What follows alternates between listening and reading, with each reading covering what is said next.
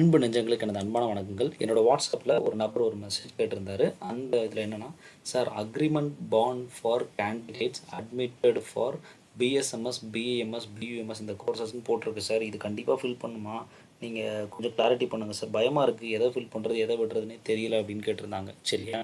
So இதில் நான் என்னோடய எக்ஸ்பீரியன்ஸ், ஏன்னா இத்தனை வருஷம் அட்மிஷன் காலேஜஸ் சம்மந்தமான விஷயத்தில் இருக்கிறதுனால சொல்கிறேன். நீங்கள் கம்பல்சரி பேஜ் நம்பர் 83 இருந்து என்ன ஒவ்வொரு அப்ளிகேஷன் கவர்மெண்ட் கோட்டாக்குனா 83 இருந்து இந்த 87 இருக்கு இல்லையா, இந்த டிக்ளரேஷன் விஷயங்களை ஃபில் பண்ணிவிட்டு அப்புறம் செக்லிஸ்ட்டு சொல்லியிருந்தேன்ல, செக்லிஸ்ட் வந்து அனாக்சர் 15 இருக்கும். செக்லிஸ்ட்டு எஸ்பிஐ பேமெண்ட்டை பே பண்ண அந்த செல்லான்னு இந்த விஷயங்களை மட்டும் நீங்கள் வந்து பண்ணினாலே போதுங்க. ஸோ தயவுசெய்து தேவையில்லாமல் குழம்ப வேண்டாம் அப்படின்றது என்னோடய ஒப்பீனியன். சரியா? ஸோ இப்போ அடுத்து நம்ம வந்து பார்ப்போம். அதாவது இந்த பாண்டு என்ன அப்படின்றது தெரியணும். அனெக்சர் 12 அப்படின்றது அதாவது உங்களுக்கு இதில் தெளிவாக கொடுத்துருப்பான். The agreement is made for இந்த டேயில், இந்த மந்தில், இந்த இன்ஸ்டியூஷனில் இந்த என்னோடய மகன் வந்து இந்த தாலுக்காலேருந்து வந்திருக்கோம். நாங்கள் எங்களோட விருப்பத்தின்படி இந்த அட்மிஷன்ஸ் வந்து எக்ஸிக்யூட் பண்ணுறோம், இந்த இடத்துல எக்ஸிக்யூட் பண்ணுறோம்.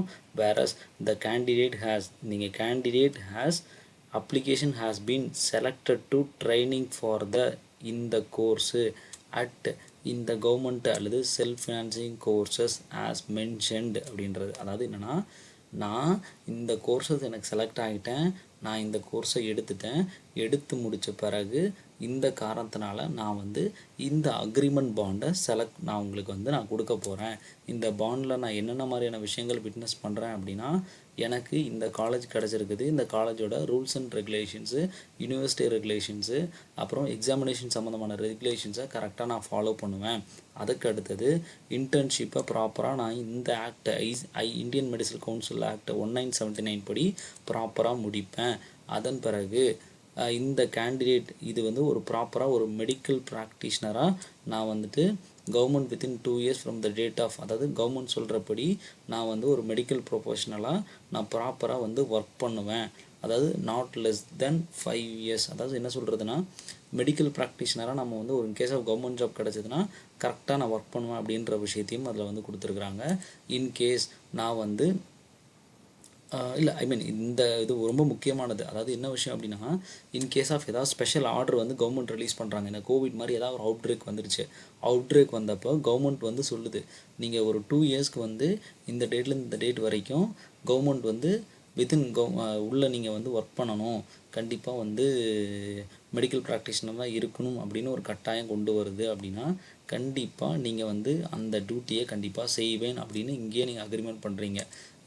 அதாவது நிறைய சமயத்தில் கோவிட் வந்தப்போ சொன்னாங்க, எல்லா கவர்மெண்ட் டாக்டர்ஸும் படிக்கிற பிஜிஸ் எல்லாருமே டாக்டர்ஸ் ஹாஸ்பிட்டல்ஸுக்கு டியூட்டிக்கு போங்கன்னு சொன்னாங்க. ஏன்னா நாங்களாம் டியூட்டி பார்த்தோம், அதனால் சொல்கிறேன். ஏன்னா அதுக்கு எந்த விதம் பேமெண்ட்டும் சேலரி கொடுக்குறதும் கொடுக்காதும் அந்த கவர்மெண்ட்னுடைய தன்மையை பொறுத்து கொடுக்காமலும் இருக்கலாம். ஏன்னா நீங்கள் அக்ரிமெண்ட் சைன் பண்ணிட்டீங்க. ஸோ அவங்க பெருந்தன்மையாக கொடுத்தாங்கன்னா வாங்கிக்கலாம், அவ்வளோதான். And serve for period of not less than 5 years. அதாவது 2 வருஷத்துல இருந்து அட்லீஸ்ட் 2 வருஷம் வேலை பார்க்கணும், அல்லது மேக்ஸிமம் 5 இயர்ஸ்க்கு வரைக்கும் வேலை பார்க்கலாம். அதுக்கு மேலே நீங்கள் வந்து பண்ண வேண்டிய அவசியம் இல்லை.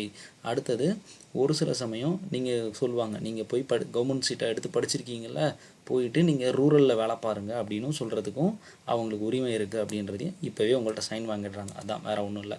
அதுக்கு அடுத்தது இப்போ நீங்கள் அதாவது இந்த கோர்ஸ் எனக்கு செலக்ட் பண்ணிட்டேன், இந்த கான்ட்ராக்டை நான் ப்ரீச் பண்ணுறேன், எனக்கு இது வேண்டாம், எனக்கு பிடிக்கலை, நான் போகிறேன் அப்படின்ற மாதிரிலாம் நினைக்கிறீங்க, இந்த கான்ட்ராக்டை ப்ரீச் பண்ணுறீங்க. இதில் என்னன்னாலும் சரி, இன்ஸ்டியூஷனை ஃபாலோ பண்ணல, நான் வந்து இந்த கோர்ஸ் வந்து வேண்டாம்னு நினைக்கிறேன், அல்லது நான் சொல்கிற சமயத்தை வேலை பார்க்கல, இப்படிலாம் இருந்துச்சுன்னா 3 lakhs வந்து கம்பல்சரி ஃபைன். அதாவது இது எதில் வரும் அப்படின்னா, எனக்கு இந்த கோர்ஸ் வேண்டாம், நான் வெளியே போகணுன்னு நினைக்கிறேன் அப்படின்னா 3 lakhs இதுவும் நீங்கள் பே பண்ண வேண்டியிருக்கும். சரியா? அப்புறம் இன்டர்ன்ஷிப் பீரியடில் உங்களோட சர்வீஸை கரெக்டாக வந்து செய்யணும், ஸ்கில்ஃபுல்லாக இருக்கணும், எபிலிட்டி அந்த பெர்ஃபார்ம் டியூட்டிஸை வந்து கரெக்டாக செய்யணும். அது செய்யலைனாலும் இந்த கான்ட்ராக்டை ப்ரீச் பண்ணுறீங்க, பாண்டை ப்ரீச் பண்ணுறீங்கன்னு அர்த்தம். அப்புறம் paid and allowance of other மற்ற விஷயங்களுக்கு உங்களுக்கு வந்து கவர்மெண்ட் வந்து தேர் அண்ட் தேர் உங்களுக்கு வந்து பே பண்ணிவிடும். ஏன்னா ஹவுஸ் சர்ஜன்ஷிப்ஸ்னால் உங்களுக்கு வந்து ஹவுஸ் சர்ஜன்ஸ்லாம் கண்டிப்பாக ஹவுஸ் சர்ஜன் பண்ணுறீங்க இல்லையா, சிஆர்ஆர்ஐ பீரியட் கண்டிப்பாக பே பண்ணிவிடுவாங்க. சரி, இப்போ இன்னொரு விஷயம், இதுதான் ரொம்ப முக்கியமானது. Candidates discontinue the course or after the last cut off date for admission process. நீங்கள் கவுன்சிலிங்கில் எடுத்துட்டீங்க, எல்லாத்தையும் எடுத்துட்டீங்க, காலேஜில் மட்டும் போய் சேரலை. அப்போவும் இந்த மாதிரியான ஒரு பாண்ட் நீங்கள் அந்த பாண்டும் காலேஜில் போய் சப்மிட் பண்ணிட்டீங்க, பட் அட்மிஷன் அங்கே உள்ள டேட்டுக்கு வந்து சேரலை அப்படின்னாலும் உங்களுக்கு பெனால்ட்டி வந்து 1,00,000 கண்டிப்பாக கட்ட வேண்டிய அவசியம் வரும். அப்பையும் அதுவும் டிடியாக பே பண்ணணும் இந்த டிம்முக்கு. சரியா? ஸோ இந்த மாதிரி தான் விஷயம் கொடுத்துருக்குது. Penalties only for the candidates who discontinue course, not only discontinue பண்ணிங்கன்னா இந்த இதுவும் சேர்த்து கட்ட வேண்டியிருக்கும். பட் டெஃபினட்டாக என்னென்னா ரீஅலாட்மெண்ட்டு வேறு காலேஜுக்கு மூவ்மெண்ட் ட்ரான்ஸ்ஃபரில் போகிறாங்க அப்படின்னா கட்ட வேண்டிய தேவையில்லை அப்படின்றதான் இது கொடுத்துருக்கு. ஸோ அப்போ இந்த விஷயம் நீங்கள் ஜாயின் பண்ண சமயம்தான் கொடுக்க வேண்டியும் இருக்குமே ஒழிய மற்ற சமயத்தில் இது தேவை இருக்காது. ரைட்டா? அதனால் இதை பற்றி நீங்கள் பயப்பட வேண்டிய அவசியம் இல்லை. ஸோ இன்கேஸ் ஆஃப் உங்களுக்கு ஒரு குழப்பம் இருக்குது அப்படின்னா இந்த பேஜையும் நீங்கள் வந்து சைன் பண்ணிவிட்டு அப்பா சைன் வாங்கிட்டு இதை ரெண்டும் மட்டும் வச்சு விட்ருங்க, குழப்பமே கிடையாது. ஏன்னா இதனால் நமக்கு எந்த வித பயனும் இல்லை. 2 பேஜஸ் தான், வச்சு விட்றனா வச்சு விட்டுக்கலாம். பட் இது வந்து எங்களோட கிளாரிட்டியில் இது வந்து வேண்டாம் அப்படின்றது எங்களோட ஒப்பீனியன். ஸோ வேணும்னா நீங்கள் வந்து இணைச்சிக்கலாம். ஏன்னா அப்ளிகேஷன்ஸில் வந்து நம்ம எப்போவுமே அடிஷ்னலாக வைக்கிறதுல எந்த வித பிரச்சனையுமே வராது. பட் வைக்க வேண்டிய செக்லிஸ்ட் ஒன்று இருக்குல்ல, செக்லிஸ்ட்டில் இது கிடையாது. சரியா? அதனால் செக்லிஸ்ட்டு தான் உங்களோட அட்மிஷனுக்கு ரொம்ப ரொம்ப முக்கியமானது. செக்லிஸ்ட்னு ஒன்று இருக்குல்ல, அனக்ஷர் 15, அதை மட்டும் மறந்துடாதீங்க. அதை மட்டும் கரெக்டாக பார்த்து ஃபில் பண்ணுங்கள். அந்த அனக்ஷர்ஸ் எல்லாத்துலேயும் செல்ஃப் அட்டஸ்ட் பண்ணுங்கள். எந்த சமயத்துலேயும் ஜெராக்ஸ் காப்பி மட்டும் வைங்க. Original copy, contact certificate original copy எதையுமே உள்ளே வைக்காதீங்க. ஒன்லி ஜெராக்ஸ் தான் வைக்கணும், அவ்வளோதான். தேங்க்யூ. சப்ஸ்கிரைப் பண்ணிங்க, ஃபாலோ பண்ணிங்க. Thank you very much.